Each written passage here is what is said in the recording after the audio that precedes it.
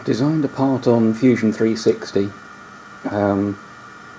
with an elliptical toolpath, and so this is the toolpath being displayed under Linux CNC, and I shall hit cycle start and shoot some footage of it being machined.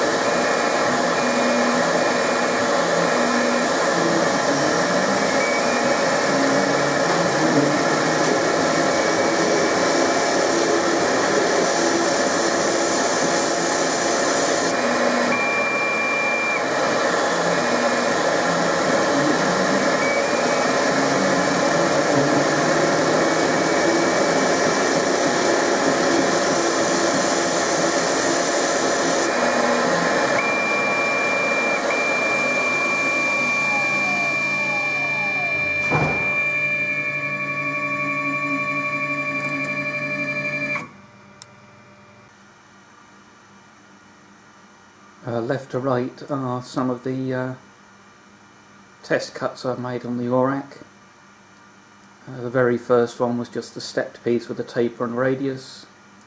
The middle one's got a number of different radii on the end, and the third one is an elliptical profile.